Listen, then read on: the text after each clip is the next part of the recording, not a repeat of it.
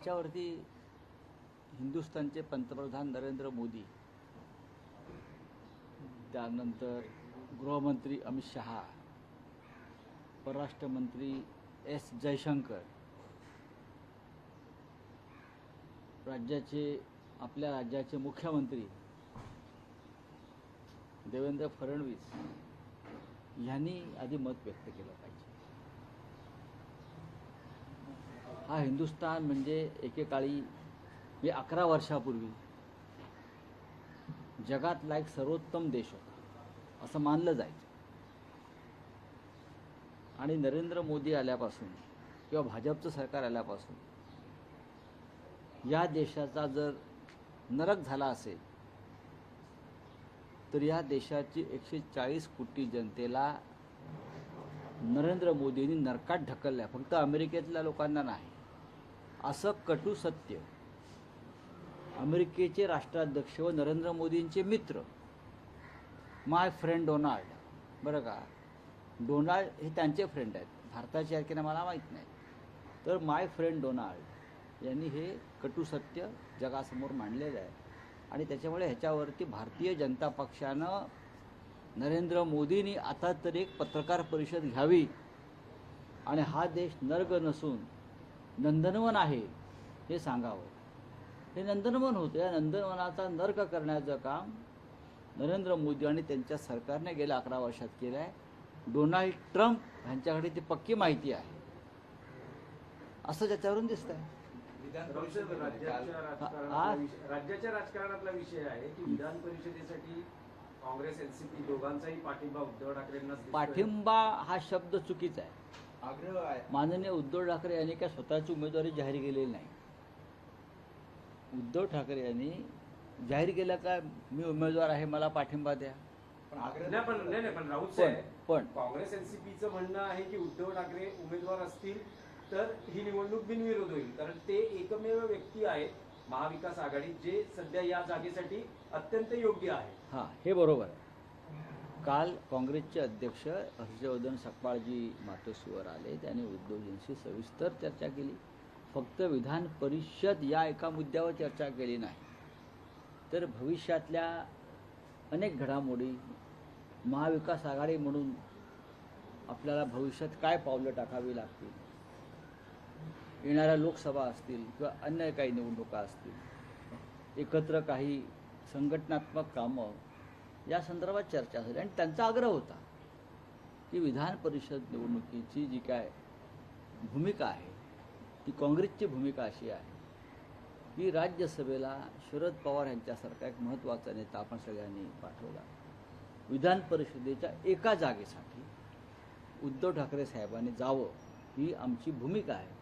ती यासाठी की एक राज्याचे माजी मुख्यमंत्री म्हणून आणि महाविकास आघाडीचे महत्त्वाचे प्रमुख नेते म्हणून तुम्ही विधिमंडळात असणं हे महाविकास आघाडीच्या आमदारांसाठी एक दिलासा देणारं कार्य असेल, ही त्यांची भूमिका आहे. त्यानंतर सुप्रियाताई सुळे यांचाही फोन आला. त्यांनी त्यानंतर समाज माध्यमांवर सांगितलं की आम्हीसुद्धा याच मताचे आहोत की माननीय उद्धव ठाकरे यांनीच विधिमंडळात जाऊन महाविकास आघाडीचं नेतृत्व करायला हवं. प्रदेश राष्ट्रवादी काँग्रेसचे अध्यक्ष शशिकांत शिंदे यांचा दूरध्वनी आला की आम्ही आमचं डेलिगेशन घेऊन उद्धव ठाकरेंना भेटायला येत आहोत की आपणच विधिमंडळात जायला हवं. उद्धव ठाकरेंशी तुम्ही बोललात का किंवा तुमचे माझे पक्षातील नेते बोललेत का की आग्रह केलाय का, जसं इतर पक्षांकडून आग्रह केला जातो? इथे तुमच्याशी बोलण्याआधी मी त्यांच्याशी बोलूनच आलो खाली. असं आहे की आता पण हाच आग्रह आहे की उद्धव ठाकरेंनीच उमेदवार राहावं किंवा परत विधान परिषदेत असं आहे की अजून एक 6 ते 7 दिवस आहेत उमेदवारी अर्ज भरण्यासाठी. शेवटची तारीख आहे 30 एप्रिल. उद्धव ठाकरे स्वतः त्यांची काही भूमिका जाहीर करणार आहेत का की त्यांना लढायचं आहे, नाही लढायचं आहे, पक्षातल्या कार्यकर्त्याला संधी द्यायची आहे, असं काही त्यांचं निवेदन किंवा त्यांची भूमिका ते प्रसारमाध्यम किंवा शिवसैनिकांपुढे मांडणार आहे? का नाही मांडणार? कधी मांडणार? तुम्हाला कधी मांडावा पाहिजे मला तारीख द्या. बरं का, तुम्हाला कधी मांडायचे हे सगळं तुमच्यावरती अवलंबून असतं ना. आत्ताच मांडा, उद्याच मांडा, या येतात 10 मिनिटात मांडा, असं एक जी भूमिका आहे मीडियाची त्यानुसार आता राजकारण्यांना काम करावं लागतं असं दिसतंय मला. हे बघा, ही उद्धव ठाकरे साहेबांना आम्ही सगळ्यांनी विनंती केलेली आहे. महाविकास आघाडीच्या प्रमुख घटक पक्षांनी नेत्यांनी विनंती केलेली आहे की तुम्ही विधिमंडळात जाणं आणि महाविकास आघाडीचं नेतृत्व करणं का गरजेचं आहे हे आम्ही त्यांचं मन वळवण्याचा प्रयत्न केलेला आहे. आता त्यांना त्यांचा निर्णय घेण्याची मुभा आहे. पण उद्धव ठाकरे उद्धव उमेदवार ठाकरे नसतील तर काँग्रेसनं सांगितलं वडील म्हणतात की ही जागा काँग्रेसला सोडा. आम्ही काँग्रेस पक्षाध्यक्षाशी चर्चा केली. त्यांचं म्हणणं बरोबर आहे वडेट्टीवार यांचं, ते त्यांच्या पक्षाची भूमिका मांडतात. पण काल प्रदेश काँग्रेसचे अध्यक्ष मातोश्रीवर आले. या संदर्भात काँग्रेसचे राष्ट्रीय अध्यक्ष खरगे साहेबांशी चर्चा सुरू आहे. त्यांची सुद्धा एक विनंती आहे त्या संदर्भात. त्याच्यामुळे जिथे बोलायचं आहे तिथे आम्ही बोलतो इच्छुक आहोत. आहेत त्यांचे पण उमेदवार काही काँग्रेसचे इच्छुक आहेत, नाही. नावं समोर आली काँग्रेसच्या उमेदवार. बघा, इच्छुक का असू नये, राजकारणामध्ये राजकीय कार्यकर्त्यांनी इच्छा व्यक्त करणं हा काय गुन्हा आहे का? नाही ना. जर बारामती पोटनिवडणुकीमध्ये अपक्ष लढतात आणि निवडणूक होते तर हे तर विधान परिषद आहे. विधान परिषद जर तुम्ही घेतली तर पुढची राज्यसभा ही आम्हाला असावी असं वडेट्टीवारांनी काल ट्विट केलं. आम्ही या संदर्भात राहुल गांधी, खरगे साहेब, सोनिया गांधी यांच्याशी उद्धव ठाकरे साहेबांचा उत्तम संवाद आहे. आणि त्यामुळेच काल प्रदेश काँग्रेसचे अध्यक्ष हर्षवर्धन सकपाळ साहेब हे या विषयावर चर्चा करण्यासाठी माननीय उद्धव ठाकरे साहेबांकडे आले.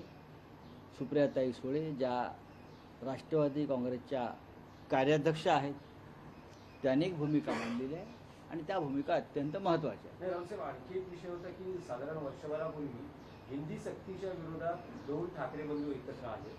सध्या मुंबई महाराष्ट्रात जे सुरू आहे, रिक्षा चालक आणि टॅक्सी चालकांना मराठीची सक्ती किंवा मराठी भाषा येणं आवश्यक आहे आणि या दृष्टीनं त्याला विरोध होतो आहे, त्याला पाठिंबाही होतो आहे. पाठिंब्यासाठी मनसे आणि अन्य पक्ष रिंगणात आहेत, तर दुसऱ्या बाजूला विरोध यासाठी होतोय की काल सदावर्तेंनी भूमिका मांडली, संपाची हाक दिली गेलेली आहे. हिंदी भाषा मराठी भाषा सक्तीची असू नये यासाठी आंदोलन उभं केलं. मराठीला जो विरोध होतो आहे तो एकनाथ शिंदेच्या गटाकडून होतो आहे, हे तुम्हाला माहिती आहे. परिवहन मंत्र्यांनी तर भूमिका, परिवहन मंत्री संजय निरुपम आता कसं बोललात तुम्ही? हां, एकनाथ शिंदेच्या गटामध्येच या संदर्भात विरोधाची भूमिका आहे. प्रताप सरनाईक परिवहन मंत्री यांची भूमिका ही महाराष्ट्राच्या आणि मराठी माणसाच्या हिताची आहे.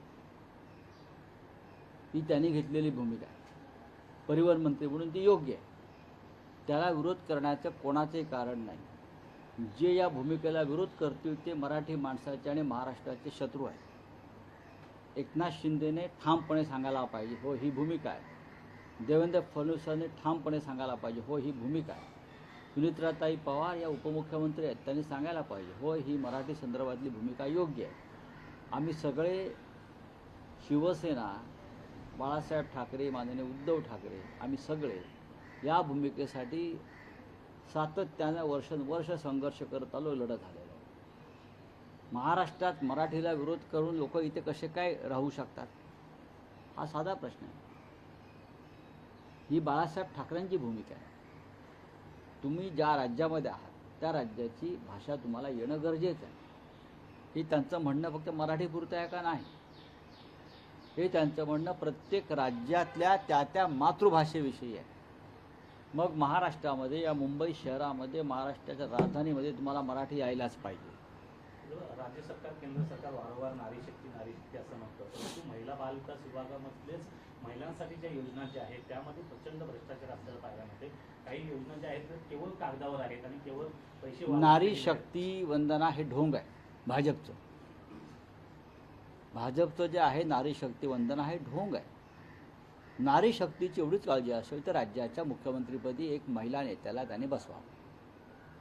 पंकजा मुंडेंना बसवावं ना. आणि केंद्रामध्ये सुद्धा प्रधानमंत्र्यांनी पंतप्रधानपदी एक महिला नेत्यांना विराजमान करावं. आपोआप नारी शक्तीला ताकद मिळेल. सर वोटिंग परसेंटेज बढ़ गया तमिलनाडु और पश्चिम बंगाल में, और कहा जा रहा है कि इंडिपेंडेंट के बाद पहली बार ऐसा हुआ है, और इसमें भी जो महिलाएं हैं उनके वोट ज्यादा आए हैं. 92% वोट पश्चिम बंगाल में है 84% तमिल। और तमिलनाडु में लगभग 84-85% तमिलनाडु में है। ये बात सही है कि एक तूफान आया और ये तूफान में इस प्रकार की वोटिंग हो गई है। उसका एक कारण जिस तरह से बंगाल में एसआईआर का ज़बरदस्ती हो गया है, ये भी एक कारण है। लोगों ने जमकर वोटिंग किया। अगर आपने 70 लाख वोट काट दिए हैं तो हमने 70 लाख ज़्यादा वोट दे दिए हैं ममता दीदी के फेवर में। मैं ये अनुमान लगाता हूँ और ये अच्छी बात है। अगर ज़्यादा से ज़्यादा लोग वोट करते हैं तो ये लोकतंत्र के लिए अच्छी बात है। लेकिन इस बार पश्चिम बंगाल में क्या किया बीजेपी ने और सरकार ने, आपको मालूम होगा।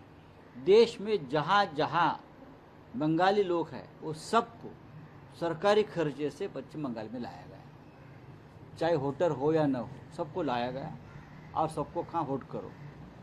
पैसे की बहुत बड़ी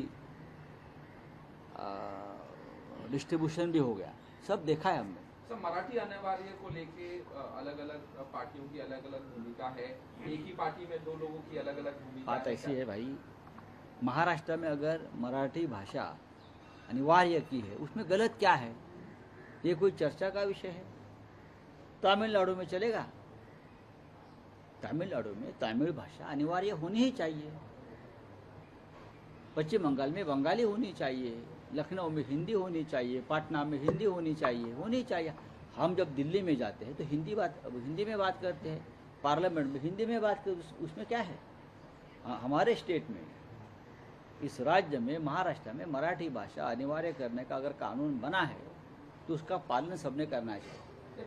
प्रदर्शन कर रहे हैं ऑटो टैक्सी वाले, कह रहे हैं कि विरोध उसका करेंगे मतलब है और आप उसके लिए उसका मंच- मतलब है आप यहाँ ठीक से और प्यार से और कानून से जो हम आपको रोजगार ये राज्य दे रहा है उसका सम्मान नहीं कर रहे हैं ना।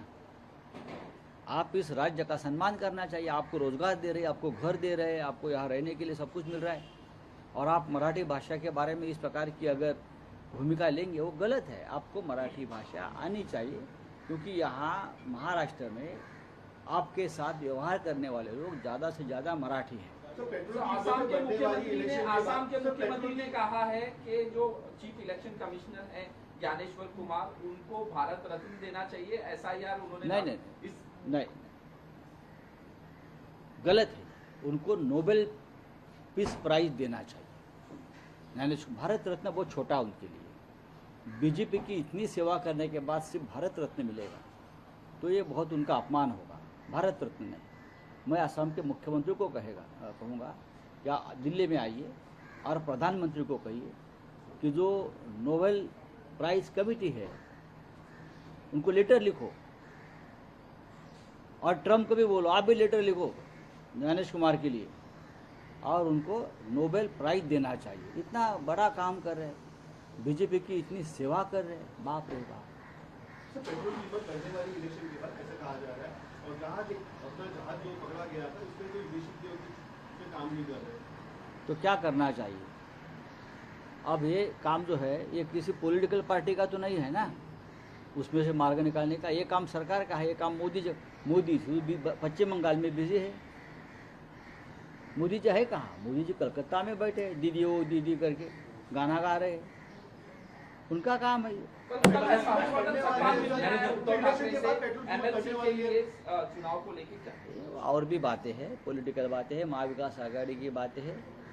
तो स्टेट कांग्रेस के अध्यक्ष जो है हर्षवर्धन सकपाल साहब वो कल मातोश्री पे आकर उद्धव ठाकरे साहब से बहुत सी विषय में बातचीत की। उसमें से एक विषय है कि जो चुनाव है विधान परिषद एमएलसी का, उस बारे में उनका आग्रह है कि उद्धव ठाकरे साहब ने ही फिर एक बार विधान परिषद में जाना चाहिए। अब चर्चा उसमें होगी और विचार करेंगे हम। आज नरक कहाँ, तो देश को नरक बनाने वाले जो सरकार यहाँ 11 साल से बैठी है, डोनाल्ड ट्रंप तो हवा में तो बात नहीं करेगा ना, उनको आदत है हवा में बात करने की। लेकिन 140 करोड़ वाले एक देश को प्रेसिडेंट ट्रंप अगर नरक बोलता है तो उनके पास इस देश में क्या हो रहा है उनकी जानकारी है, खबर है।